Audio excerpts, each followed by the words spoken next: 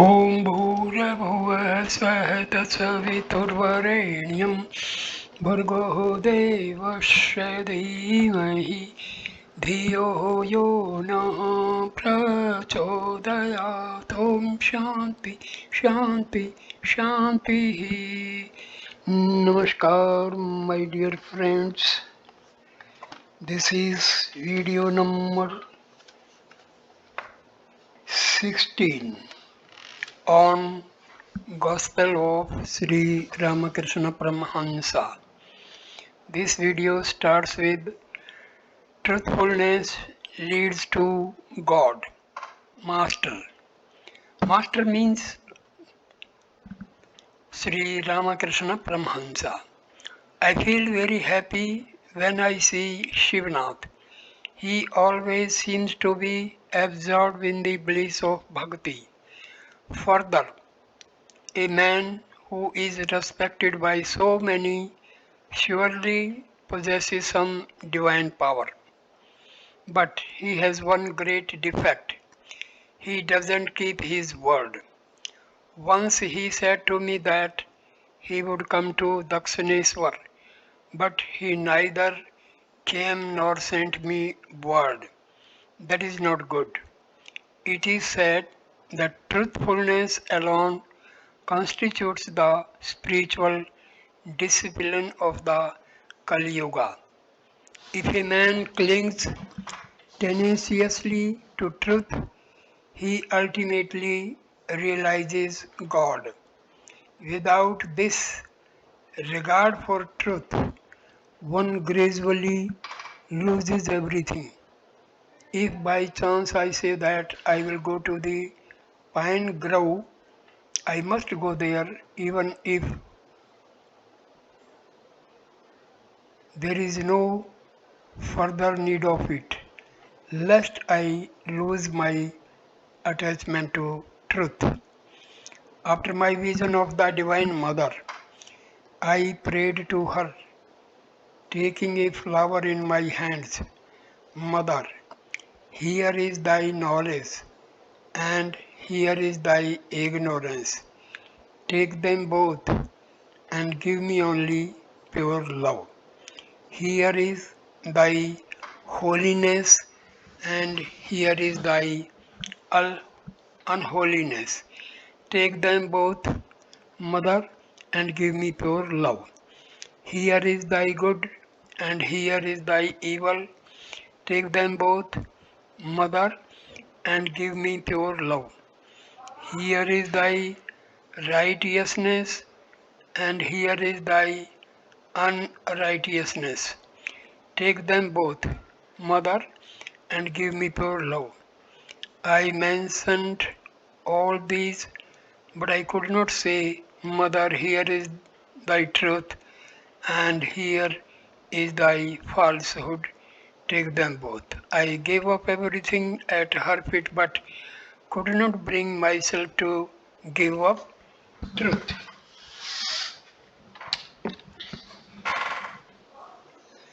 Soon the service began according to the rules of Brahmahamsa. The preacher was seated on the dais. After the opening prayer, he recited only he recited holy text of the Vedas and was joined by the congregation in the invocation to the Supreme Brahma. They chanted in chorus, Brahma is truth, knowledge, and infinity. It shines as bliss and immortality. Brahma is peace, blessedness, the one without a second. It is pure and unstained by sin. The minds of the devotees were stilled and they closed their eyes in meditation. The master went into deep samadhi. He sat there transfixed and speechless. After some time, he opened his eyes, looked around, and suddenly stood up with the words, Brahma, Brahma on his lips. Soon the devotional music began, accompanied by drums and cymbals. In a state of divine fervor, the master began to dance with the devotees. Vijay and the other Brahmos danced around him. The guests and the devotees were enchanted. Many of them drank the sweet bliss of God's name and forget the world. The happiness of the material world appeared bitter to them, at least for the time being. After the kirtan, all sat around the master, eager to hear his words. Advice to householders. Master, it is difficult to lead the life of a householder in a spirit of detachment. Once Pratap said to me, Sir, we follow the example of King Janaka. He led the life of a householder in a detached spirit. We shall follow him. I said to him, can one be like King Janaka by merely wishing it? How many austerities he practiced in order to acquire divine knowledge. He practiced the most intense form of ascet- asceticism for many years and only then returned to the life of the world. Is there then no hope for householders? Certainly there is. They must practice spiritual discipline in solitude for some days.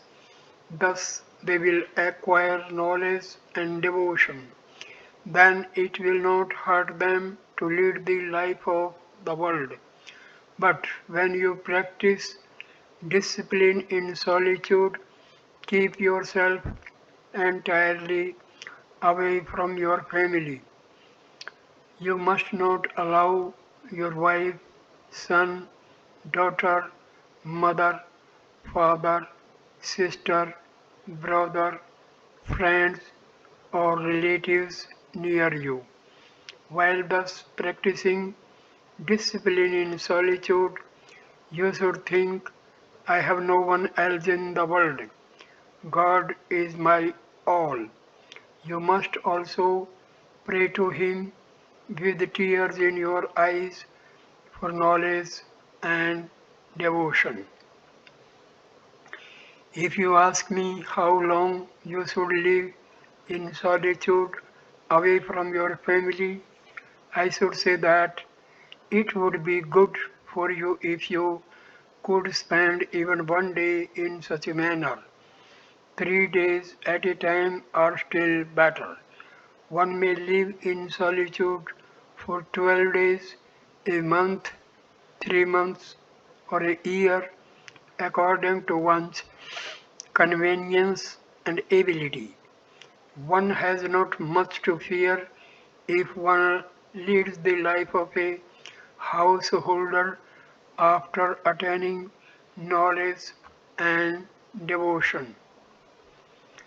If you break a jackfruit after rubbing your hands with oil, then its sticky milk will not smear your hands. While playing the game of hide and seek, you are safe if you but once touch the granny. Be turned into gold by touching the philosopher's stone. After that, you may remain buried underground 1,000 years. When you are taken out, you will still be gold. The mind is like milk. If you keep the mind in the world, which is like water, then the milk and water will get mixed. That is why people keep milk in a quiet place and let it set into curd and then churn butter from it. Likewise, through spiritual discipline practiced in solitude, churn the butter of knowledge and devotion from the milk of the mind. Then that butter can easily be kept in the water of the world. It will not get mixed with the world. The mind will float detached on the water of the world. Vijay had just returned from Gaya, where he had spent a long time in solitude and holy company. He had but on the ochre robe of a monk and was in an exalted state of mind, always enthroned. He was sitting before the master with his head bent down as if absorbed in some deep thought. Casting his benign glance on Vijay, the master said, Vijay, have you found your room? Let me tell you a parable. Once two holy men in the course of their wanderings entered a city, one of them with wondering eyes and mouth agape was looking at the marketplace, the stalls and the buildings when he met his companion. The latter said, You seem to be filled with wonder at the city. Where is your baggage? He replied, First of all, I found a room. I put my things in it, locked the door, and felt totally relieved. Now I am going about the city enjoying all the fun. So I am asking you, Vijay, if you have found your room to Anne and others. You see, the spring in Vijay's heart has been covered all these days. Now it is open to Vijay. Well, Shivnath is always in trouble and turmoil. He has to write for magazines and perform many other duties. Worldly duties bring much worry and anxiety along with them. It is narrated in the Bhagavata that the Avadhuta had 24 gurus, one of whom was a kite. In a certain place, the fishermen were catching fish. A kite swooped down and snatched a fish. At the sight of the fish, about 1,000 crows chased the kite and made a great noise with their cawing. Whichever way the kite flew with the fish, the crows followed it. The kite flew to the south, and the crows followed it there. The kite flew to the north, and still the crows followed after it. The kite went east and west, but with the same result. As the kite began to fly about in confusion, lo, the fish dropped from its mouth. The crows at once let the kite alone and flew after the fish. Thus, relieved of its worries, the kite sat on the branch of a tree and thought, that wretched fish was at the root of all my troubles. I have now got rid of it, and therefore I am at peace.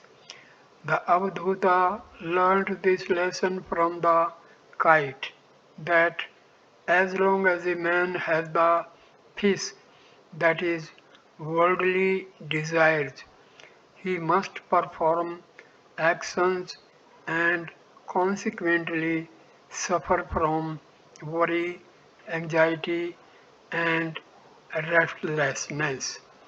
No sooner does he renounce these desires, then his activities fall away and he enjoys peace of soul. But work without any selfish motive is good. It does not create any worry, but it is very difficult to be totally unselfish.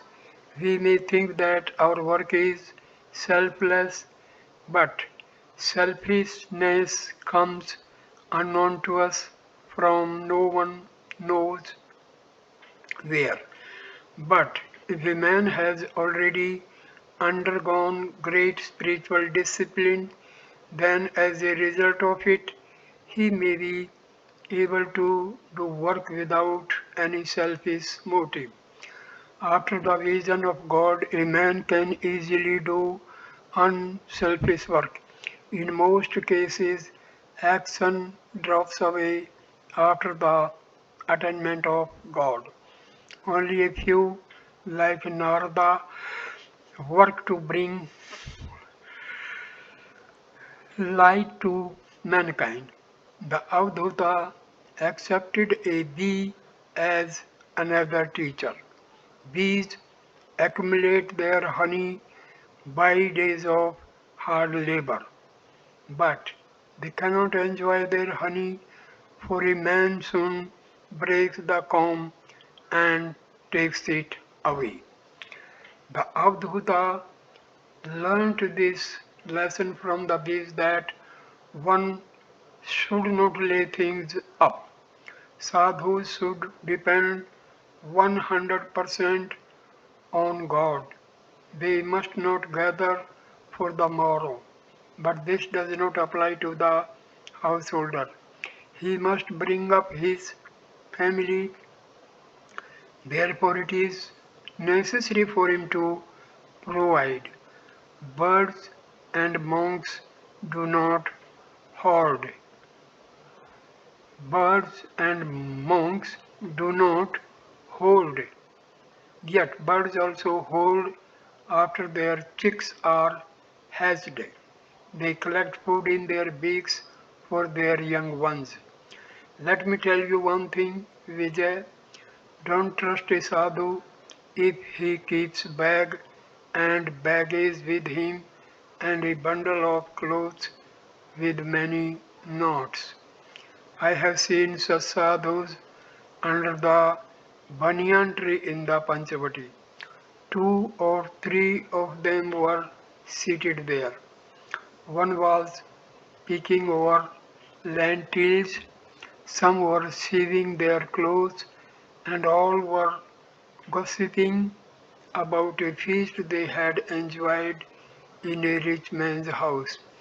They said among themselves, that rich man spent 100,000 rupees on the feast and fed the sadhus sumptuously with cake, sweets, and many such delicious things. All laugh. Vijay, it is true, sir. I have seen such sadhus at Gaya. They are called the Lotawala sadhus of Gaya. Master to Vijay. When love of God is awakened, work drops away of itself. If God makes some men work, let them work. It is now time for you to give up everything. Renounce all and say, O mind, may you and I alone behold the Mother, letting no one else intrude. Saying this, Sri Ramakrishna began to sing in his soul enthralling voice. Cherish my precious Mother Shama tenderly within, O mind. May you and I alone behold her, letting no one else intrude. O mind, in solitude enjoy her, keeping the passions all outside. Take out the tongue that now and again it may cry out, O Mother, Mother. Suffer no breath of base desire to enter and approach us there, but with true knowledge stand on guard, alert and watchful ev- evermore.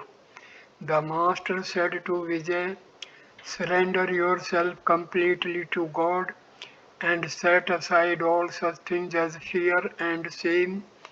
Give up such feelings as what will people think of me if I dance in the ecstasy of God's holy name. The saying, one cannot have the vision of God as long as one has these three, shame, hatred, and fear, is very true. Shame, hatred, fear, caste, pride, secretiveness, and the like are so many bonds. Man is free when he is liberated from all these. When bound by ties, one is Jiva, and when free from ties, one is Shiva. Prema, ecstatic love of God, is a rare thing. Steps of bhakti. First of all, one acquires bhakti. Bhakti is single minded devotion to God, like the devotion a wife feels for her husband. It is very difficult to have unalloyed devotion to God. Through such devotion, one's mind and soul merge in Him. Then comes bhava, intense love. Through bhava, a man becomes speechless, his nerve currents are stilled, kumbhaka comes by itself. It is like the case of a man whose breath and speech stop when he fires a gun. But prema, ecstatic love, is an extremely rare thing. Chaitanya had that love. When one has prema, one forgets all outer things. One forgets the world, one even forgets one's own body, which is so dear to a man. The Master began to sing, oh, when all dawn, the blessed day, when tears of joy will flow from my eyes, as I repeat Lord Hari's name, oh, when all dawn, the blessed day, when all my craving for the world will vanish straightway from my heart, and with the thrill of His holy name, all my hair will stand on end. Oh, when will dawn that blessed day? So the talk of divine things was proceeding when some invited Brahmo devotees entered the room. There were among them a few pandits and high government officials. Sri Ramakrishna had said that bhava stills the nerve currents of the devotees. He continued, when Arjuna was about to shoot at the target, the eyes of a fish, his eyes were fixed on the eyes of the fish and on nothing else.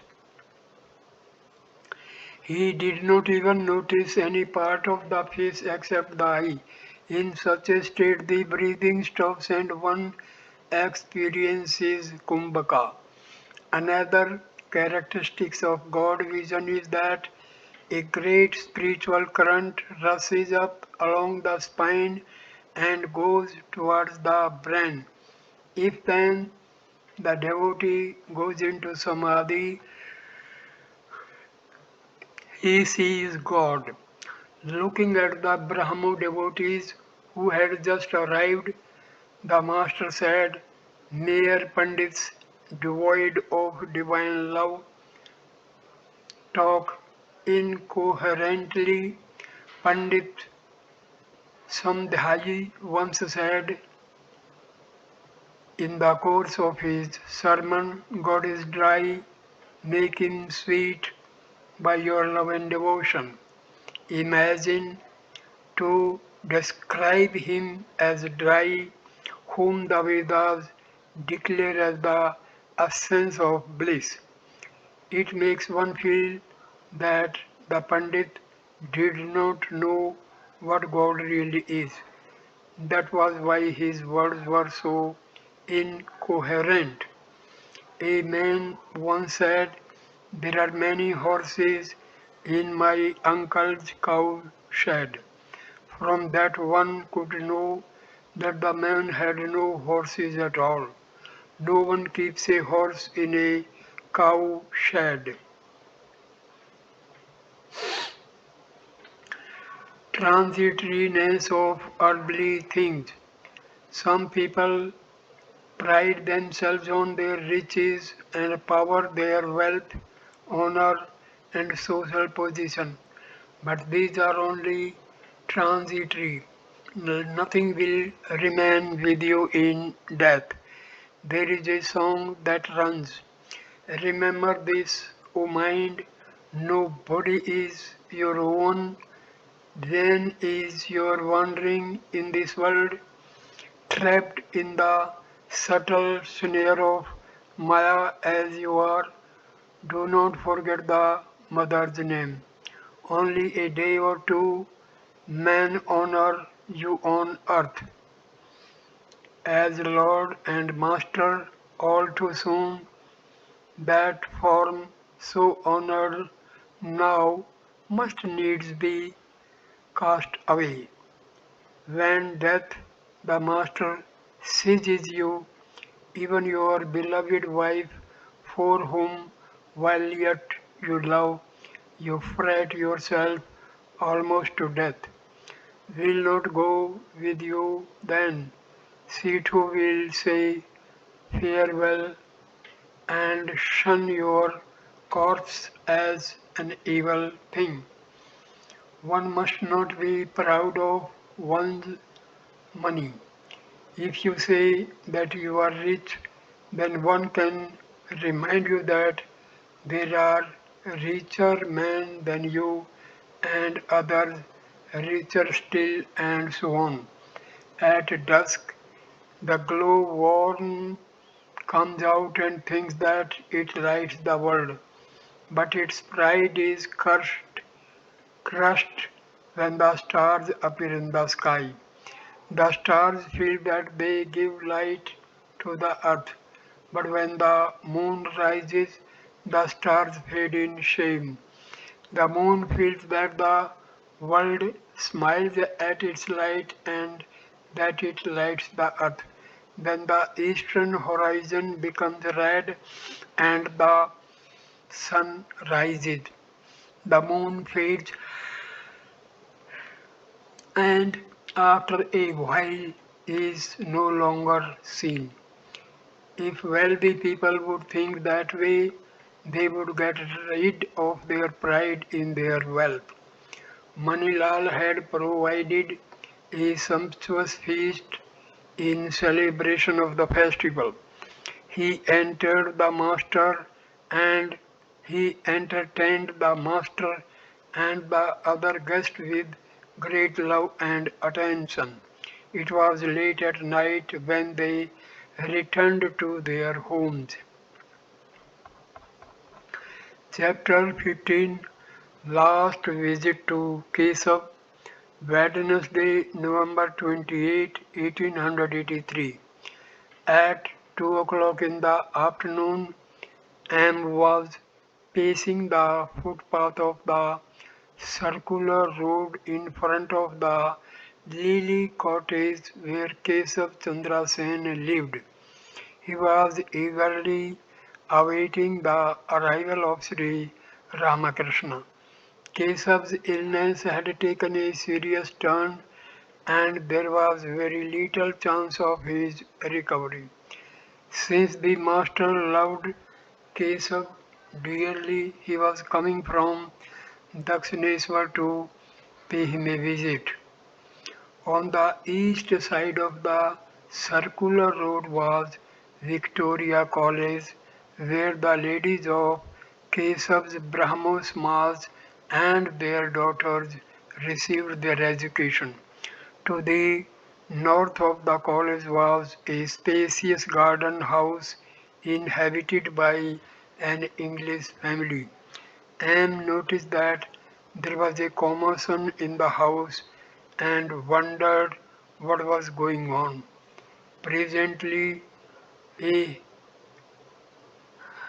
hearse arrived with the drivers dressed in black, and the members of the household appeared looking very sad. There had been a death in the family.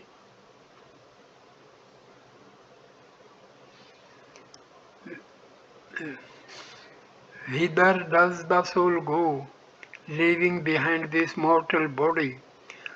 Pondering the age-old question, Anne waited, watching the carriages that came from the north. Master's visit to Kesab. About 5 o'clock, a carriage stopped in front of the Lily cottage and Sri Ramakrishna got out with Latu and several other devotees, including Rakhal. He was received by Kesav's relatives who led him and the devotees upstairs to the veranda south of the drawing room. The master seated himself on a couch. After a long wait, he became impatient to see Kesav. Kesav's disciples said that he was resting and would be there presently. Sri Ramakrishna became more and more impatient and said to Kesav's disciples, "Look here, what need is there of his coming to me? Why can't I go? Why cannot I go and see him?" Prasanna humbly, "Sir, he will come in a few minutes, Master. Go away. It is you who are making all this fuss. Let me go in." Prasanna began to talk about Kesab in order to divert the master's attention. He said, "Kesab is now an altogether different person. Like you, sir, he talks to the Divine Mother. He hears what the Mother says and laughs and cries." When he was told that Kesab talked to the Divine Mother and laughed and cried, the Master became ecstatic. Presently, he went into Samadhi. It was winter, and the Master was wearing a green flannel coat with a shawl thrown over it. He sat straight, with his eyes fixed deep in ecstasy. A long time passed in this way. There was no indication of his returning to the normal plane of consciousness. Gradually it became dark. Lamps were lighted in the drawing room where the master was now to go. While he was slowly coming down to the plane of ordinary consciousness, he was taken there, though with great difficulty. The room was well furnished. At the sight of the furniture, the master muttered to himself, "These things were necessary before, but of what use are they now?" Seeing Rakhal, he said, "Oh, hello, are you here?"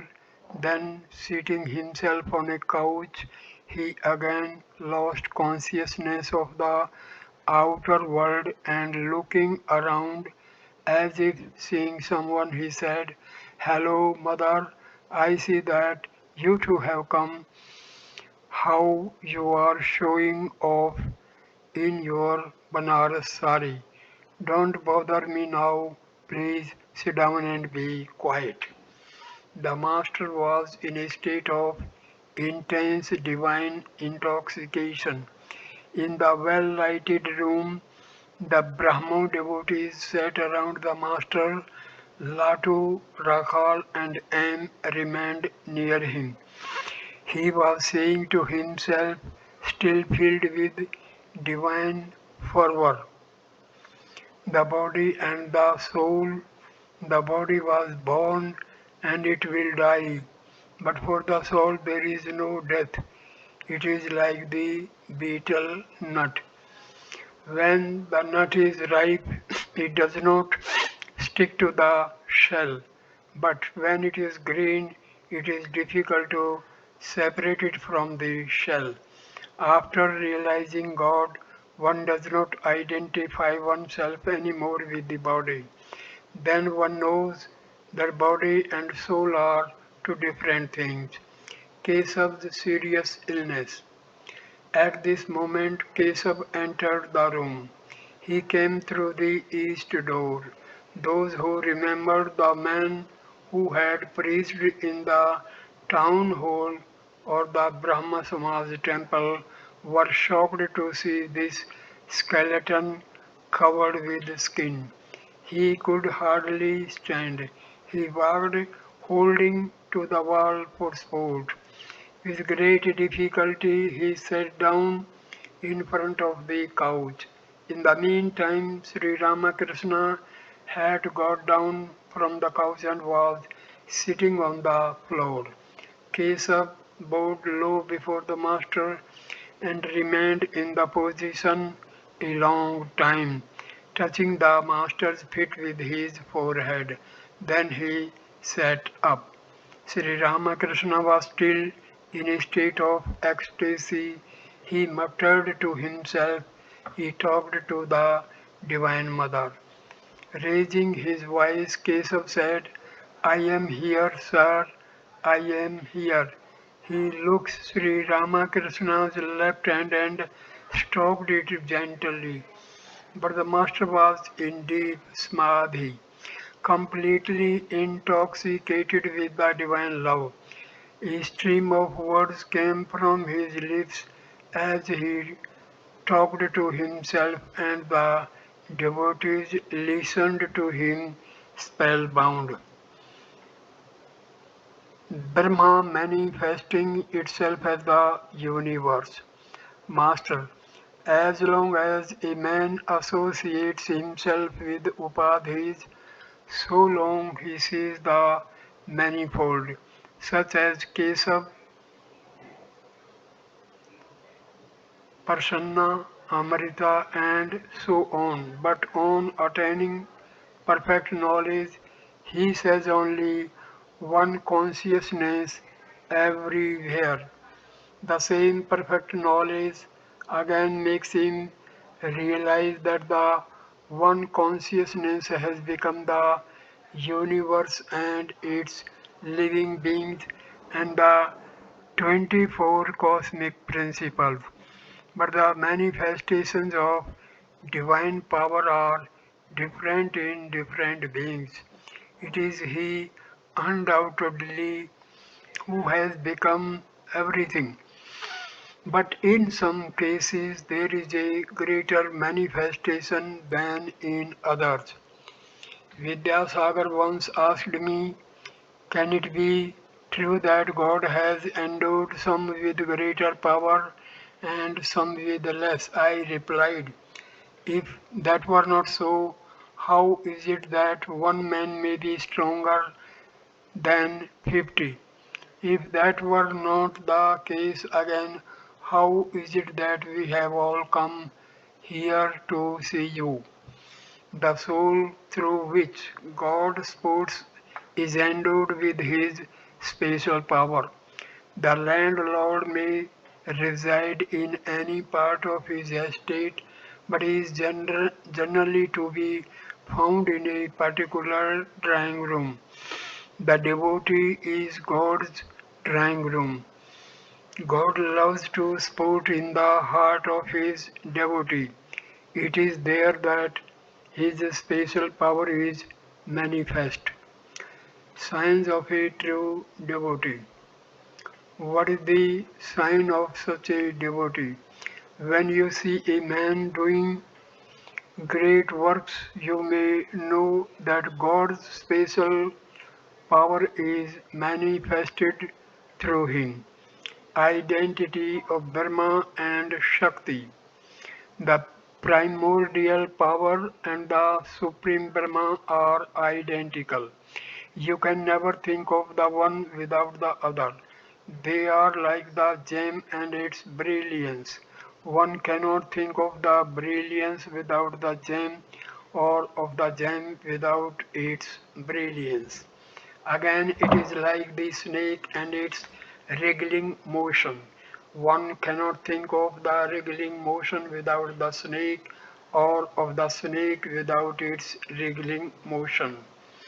It is the primordial power that has become the universe and its living beings and the 24 cosmic principles. It is a case of involution and evolution. Master's love for pure souled disciples. Why do I feel so restless for Rakhal, Narendra, and the other youngsters?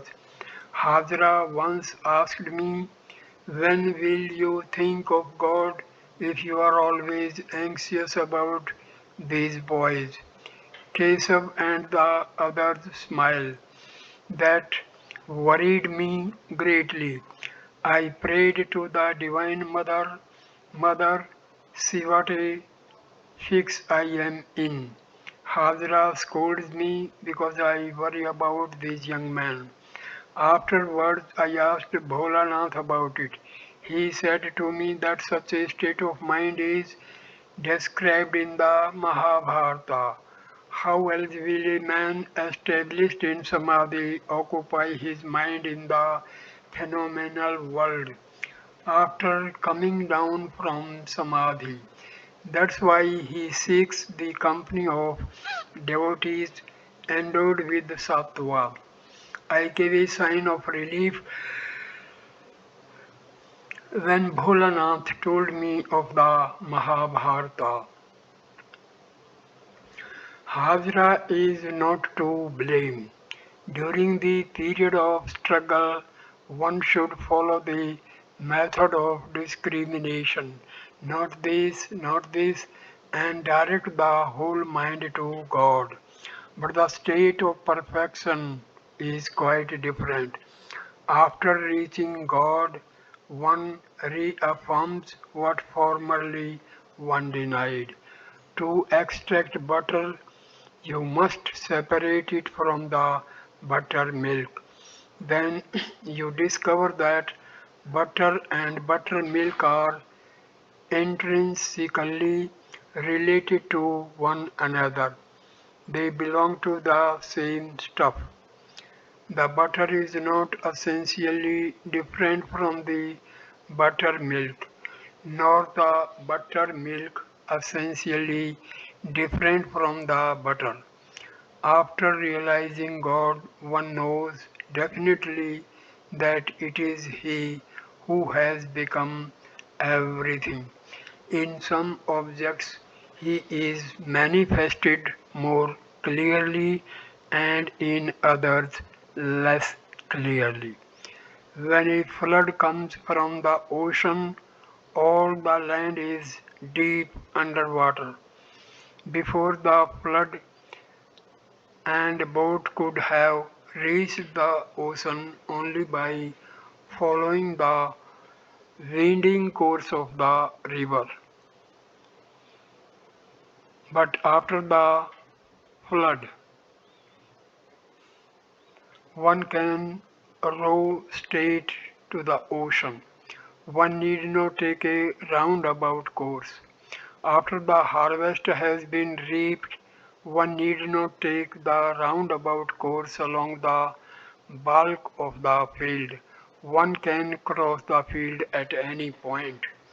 After the realization of God, He is seen in all beings. but his greater manifestation is in man. Again, among man, God manifests himself more clearly in those devotees who are sattvic, in those who have no desire whatever to enjoy woman and gold. Where can a man of samadhi rest his mind? After coming down from the plane of samadhi, that's why he feels the need of seeking the company of pure-hearted devotees endowed with sattva and free from attachment to women and gold. How else could such a person occupy himself in the relative plane of consciousness? He who is Brahma is the Adya Shakti, the primal energy. When inactive, he is called Brahma, the Purusha. He is called Shakti or Prakriti when engaged in creation, preservation, and destruction. These are the two aspects of reality, Purusha and Prakriti. He who is the Purusha is also Prakriti. Both are the embodiment of bliss. If you are aware of the male principle, you cannot ignore the female principle. He who is aware of the father must also think of the mother. Kesav laughs. He who knows darkness also knows light. He who knows night also knows day. He who knows happiness also knows misery. You understand this, don't you? Kesav, yes sir, I do. Master, my mother, who is my mother? Ah, she is the mother of the universe. It is she who creates and preserves the world, who always protects her children, and who grants whatever they desire. Dharma, Artha, Kama, Moksha. A true son cannot live away from his mother. The mother knows everything. The child only eats, drinks, and makes merry. He doesn't worry himself about the things of the world. Kesav. Yes, sir, it is quite true. While talking, Sri Ramakrishna regained the normal consciousness of the world. With a smile on his face, he conversed with Kesav. The room full of men watched them eagerly and listened to their words. Everybody was amazed to find that neither Kesav nor the master inquired about each other's health. They talked only of God, meditation on God and not on His glories. Master to Keshav, why do the members of the Brahmos must dwell so much on God's glories? Is there any great need of repeating such things as, O God, thou hast created the moon, the sun, and the stars? Most people are filled with admiration for the garden only. How few care to see its owner. Who is greater, the garden or its owner? After a few drinks at a tavern, do I care to know how many gallons of wine are stored there? One bottle is enough for me. When I met Narendra, I never asked him, who is your father? How many houses does he own? Shall I tell you the truth? Man loves his own riches, and so he thinks that God loves his too. He thinks that God will be pleased if we glorify his riches. Once Sambhu said to me, "Please bless me that I may die leaving my riches at the lotus feet of God." I answered, "These are riches only to you. What riches can you offer God? To, to him these are mere dust and straw." Once a thief broke into the temple of Vishnu and robbed the image of its jewels. Mathur Babu and I went to the temple to see what was the matter. Addressing the image, addressing the image, Mathur said bitterly, "What a shame, Lord! You are so worthless. The thief took all the ornaments from your body, and you could not do a thing about it." Thereupon I said to Mathur, "Shame on you! How improper your words are. To God, the jewels you talk so much about are only lumps of clay. Lakshmi, the goddess of fortune, is his consort. Do you mean to say that he should spend sleepless nights because a thief has taken your few rupees? You must not say such things. Can one ever bring God under control through wealth? He can be tamed only through love. What does he want? Certainly not wealth. He wants from his devotees love, devotion, healing, discrimination, and renunciation. Different classes worshippers. One looks on God exactly according to one's own inner feeling. Take for instance a devotee with an excess of tamas. He thinks that the Divine Mother eats goat, so he slaughters one for her. Again the devotee endowed with rajas cooks rice and various other dishes for the mother. But the Sattvic devotee does not make any outer show of his worship. People don't even know he is worshipping.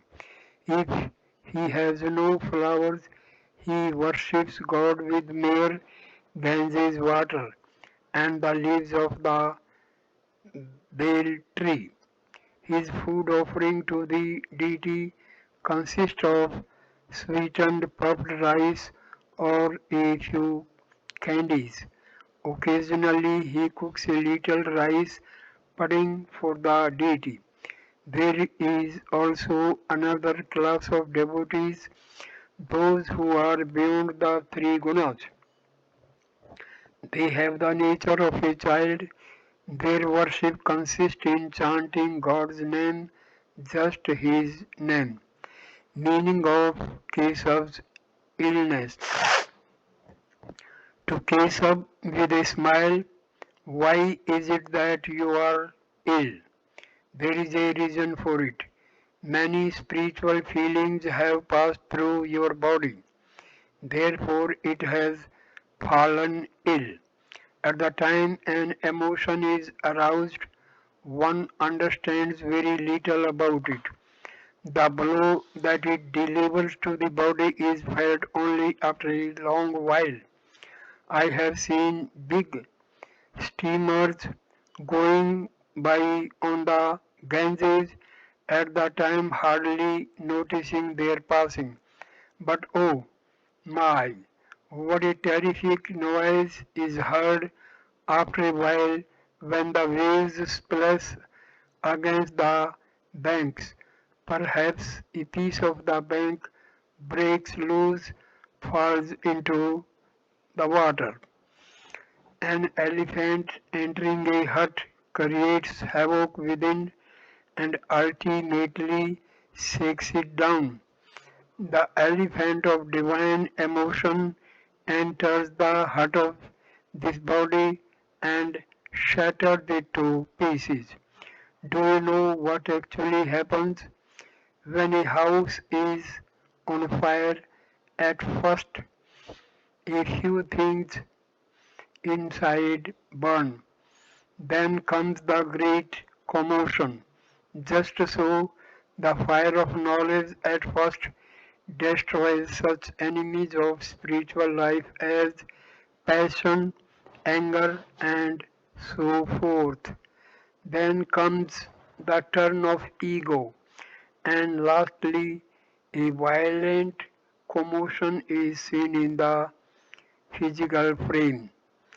You may think that everything is going to be over, but God will not release you as long as the slightest trace of your illness is left. You simply cannot leave the hospital if your name is registered there.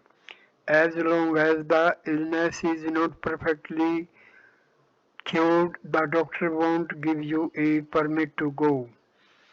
Why did you register your name in the hospital at all? Laugh. Master's own illness.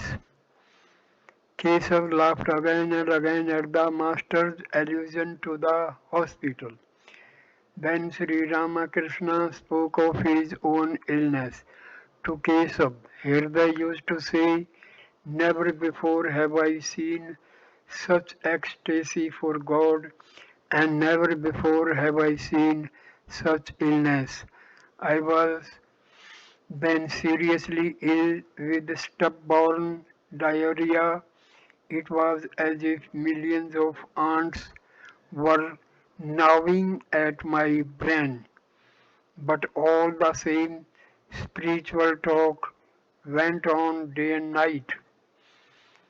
Dr. Rama of Natagore was called in to see me. He found discussing spiritual truth. What a what a madman, he said.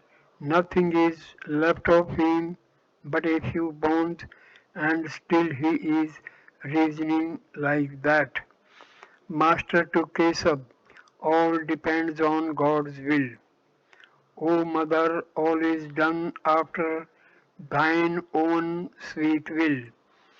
Thou art in truth self-willed, Redeemer of mankind. Thou workest thine own work, men only call it theirs.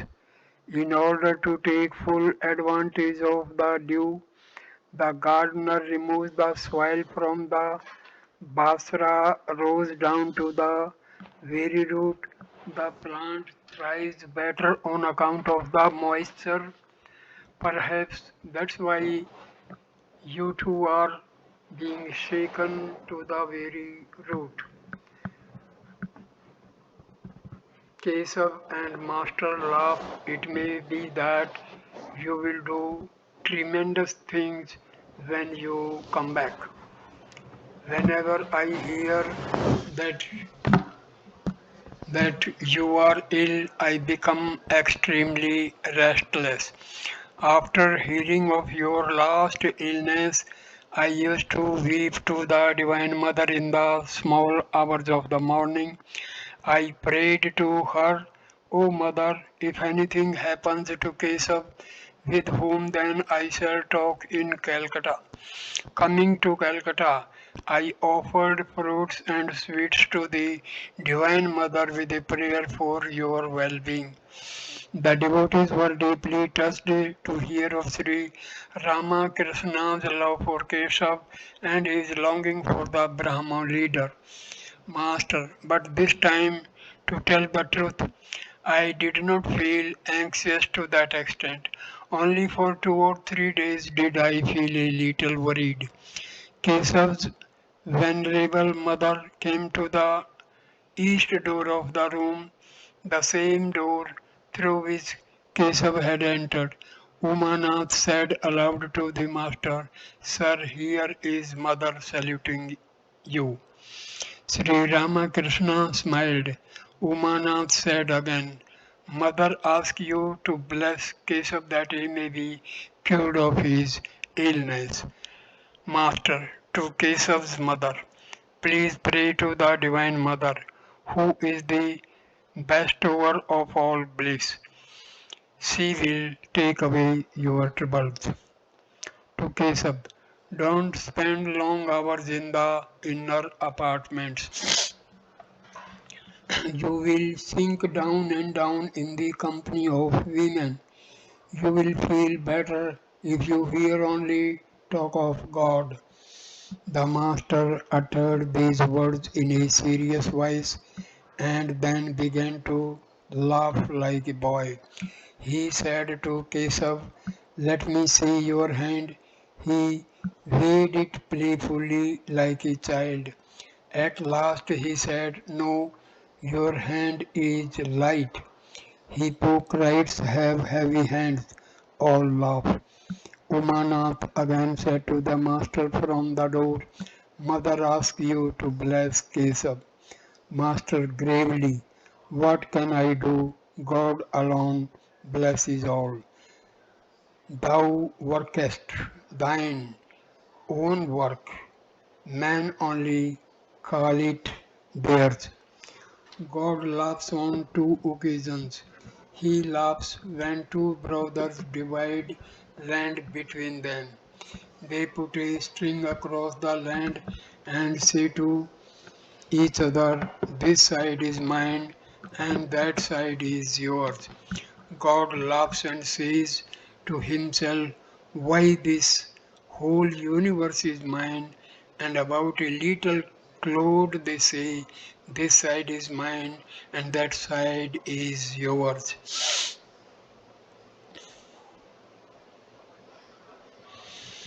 God laughs again when the physician says to the mother, weeping bitterly because of her child's desperate illness, Don't be afraid, mother, I shall cure your child. The physician does not know that no one can save the child if God wills that he should die. All are silent. Just then Keshav was seized with a fit of coughing which lasted for a long time. The sight of his suffering made everyone sad. He became exhausted and could stay no longer. He bowed low before the master and left the room, holding to the wall as before. Some refreshments had been arranged for the master. Keshav's eldest son was seated near him. Amrita introduced the boy and requested Sri Ramakrishna to bless him. The master said, It is not given to me to bless anyone. With a sweet smile, he stroked the boy's body gently. Amrita, with a smile, all right then, do as you please. Master to the devotees, I cannot say such a thing as may you be healed. I never asked the Divine Mother to give me the power of healing. I pray to her only for pure love. Master praises Keshav. Is Keshav a small person? He is respected by all seekers after wealth as well as holy men. Once I visited Dayananda, who was then staying at a garden house. I saw he was extremely anxious about Keshav's coming. He went out every few minutes to see whether he had arrived. I learned later on that Keshav had made an appointment with him that day. Keshav, I understood, had no faith in the sacrifices and the deities mentioned in the Vedas. Referring to this, Dayananda said, Why, the Lord has created so many things, could he not make deities as well? Continuing, the master said, Kesab is free from the pride of a small-minded religious teacher. To many people he has said, if you have any doubts, go there to have them solved. It is my way to say, what shall I do with people's respect? Let Kesav's virtues increase a millionfold. Kesav is certainly a great man. Everyone respects him.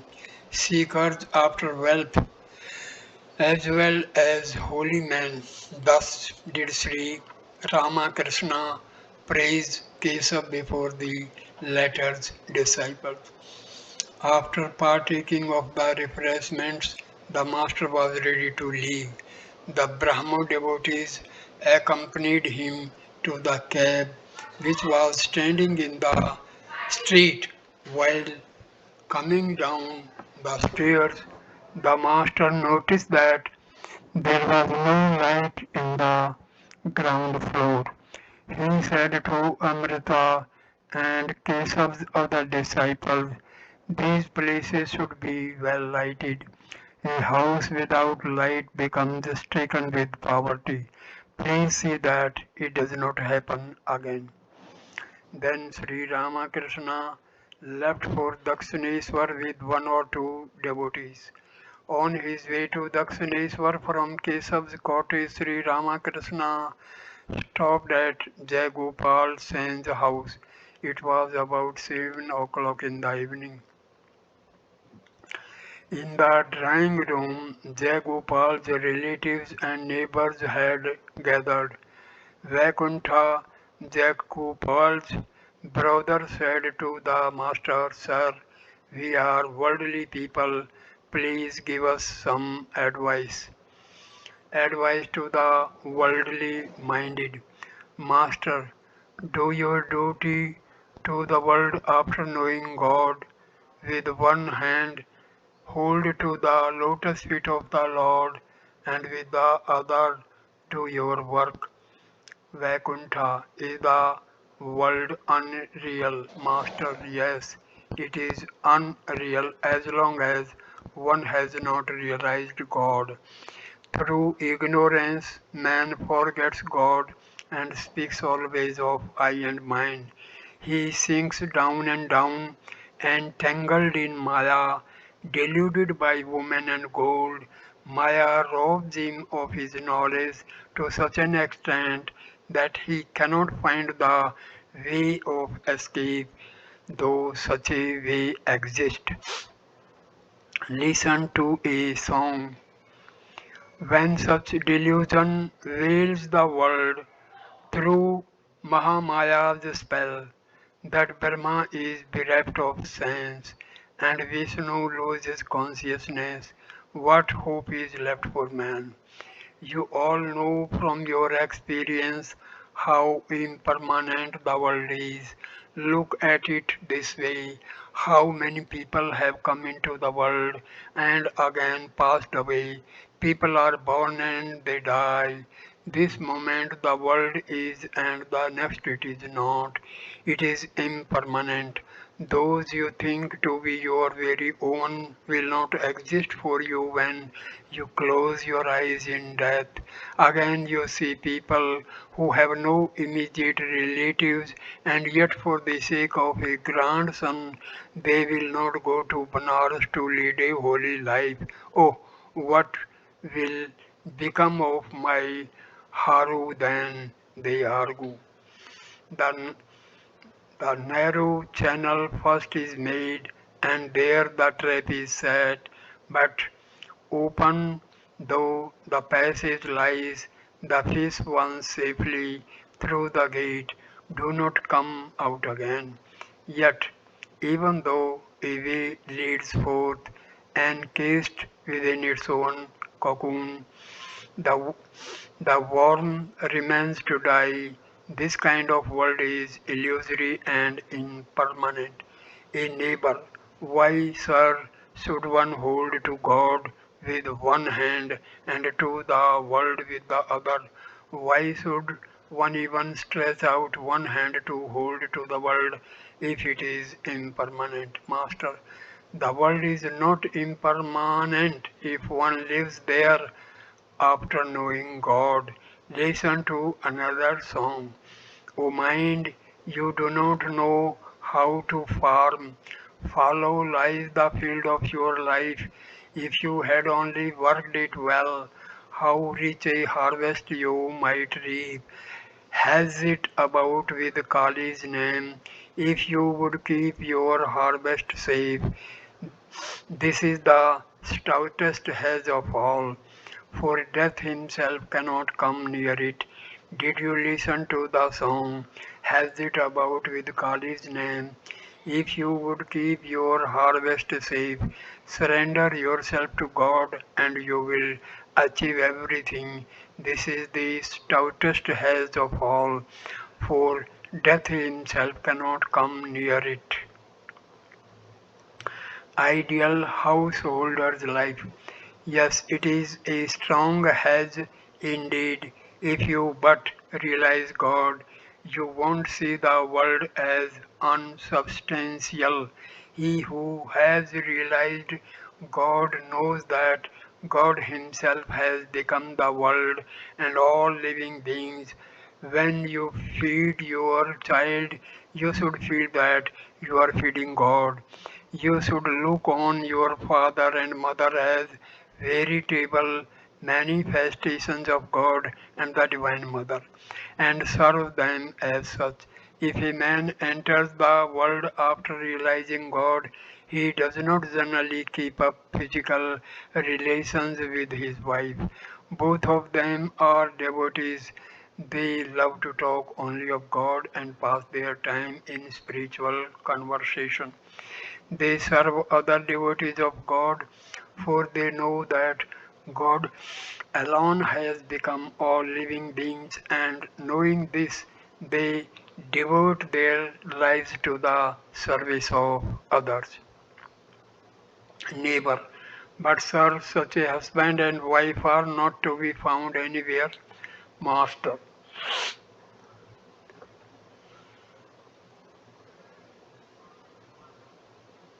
Master, yes, they can be found, though they may be very rare.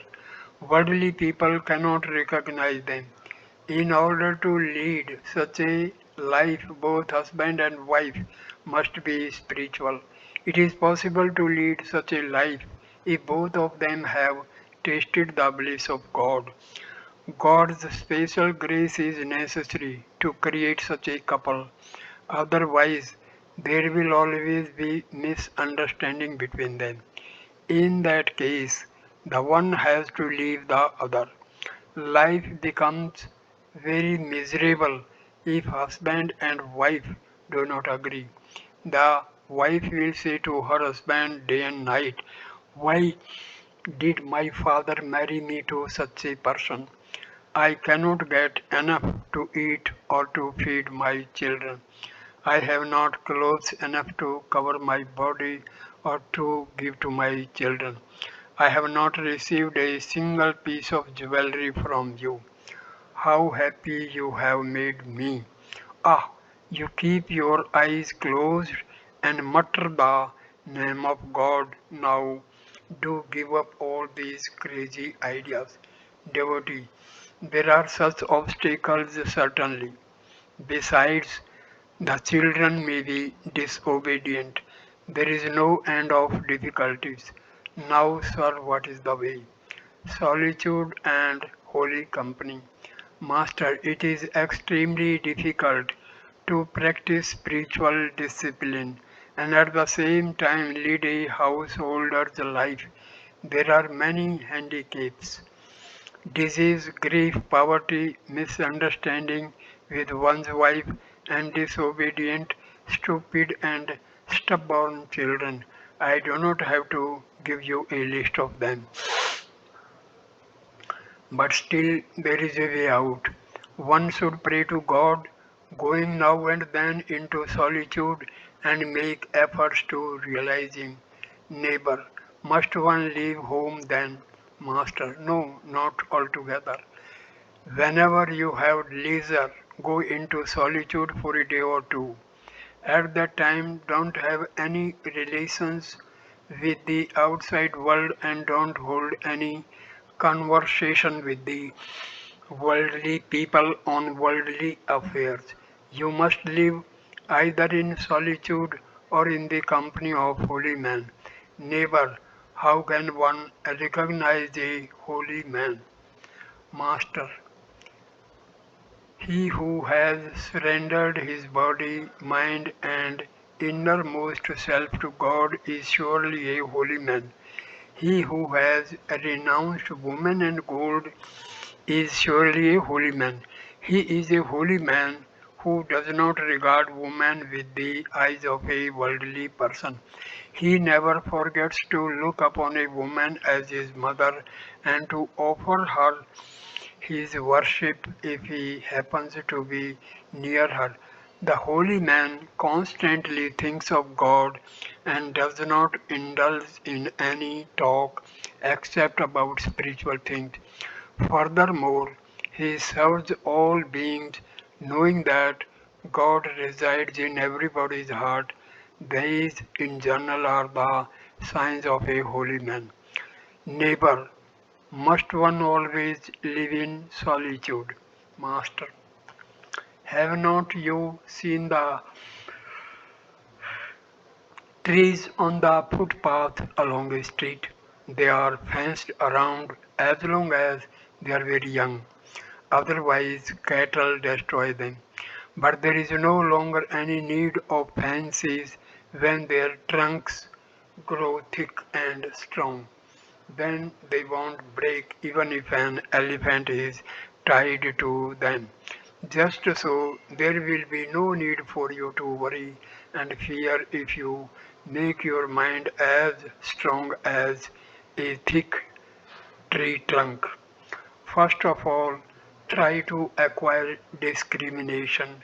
Break the jackfruit open only after you have rubbed your hands with oil. Then its sticky milk won't smear them. Neighbor, what is discrimination? Neighbor, what is discrimination? Master, discrimination is the reasoning by which one knows that God alone is real and all else is unreal. Real means eternal and unreal means impermanent.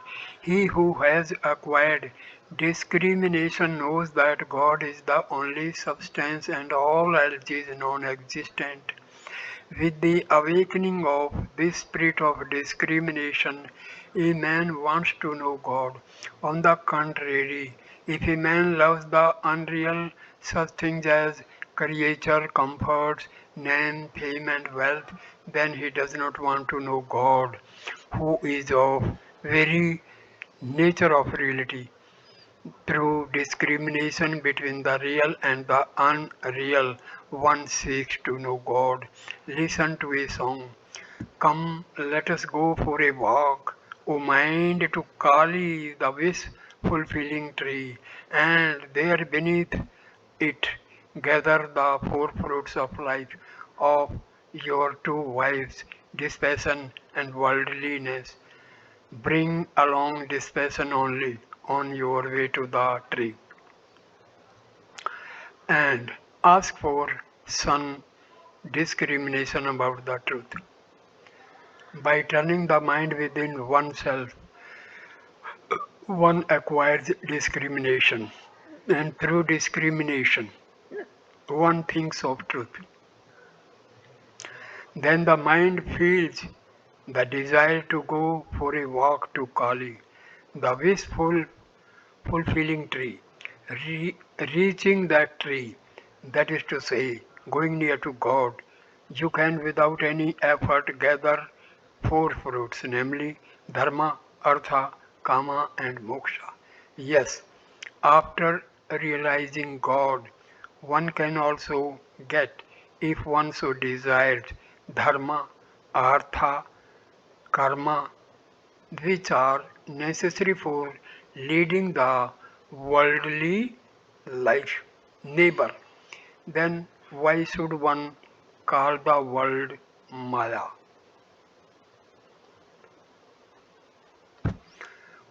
God and the world. Master, as long as one has not realized God, one should renounce the world, following the process of neti neti. But he who has attained God knows that it is God who has become all this. Then he sees that God, Maya, living beings, and the universe form one whole. God includes the universe and its living beings. Suppose you have separated the shell, flesh, and seeds of a bale fruit, and someone asks you the weight of the fruit. Will you leave aside the shell and the seeds and weigh only the flesh? Not at all. To know the real weight of the fruit, you must weigh the whole of it, the shell, the flesh, and the seeds. Only then can you tell its real weight. The cell may be likened to the universe and the seeds to living beings. While one is engaged in discrimination, one says to oneself that the universe and the living beings are non-self and unsubstantial. At the time, one thinks of the flesh alone as the substance and the shell and seeds as unsubstantial. But after discrimination is over, one feels that all three parts of the fruit altogether form a unity. Then one further realizes that the stuff that has produced the flesh of the fruit has also produced the shell and seeds. To know the real nature of the bell fruit, one must know all three. It is the process of evolution and involution. The world after its dissolution remains involved in God, and God at the time of creation evolves as the world. Butter goes without buttermilk, and buttermilk goes with butter. If there is a thing called buttermilk, then butter also exists. And if there is a thing called butter, then buttermilk also exists. If the self exists, then the non self must also exist. The phenomenal world belongs to that very reality to which the Absolute belongs. Again, the Absolute belongs to that very reality to which the phenomenal world belongs. He who is realized as God has also become the universe and its living beings. One who knows the truth knows that it is he alone who has become father and mother, child and neighbor, man and animal, good and bad, holy and unholy, and so forth. At this point, I conclude this video. Next video number 16 will start with virtue and vice. Thank you for watching this video. Please like, comment and share the video and subscribe the channel. Namaskar my dear friend. Thank you. Namaste.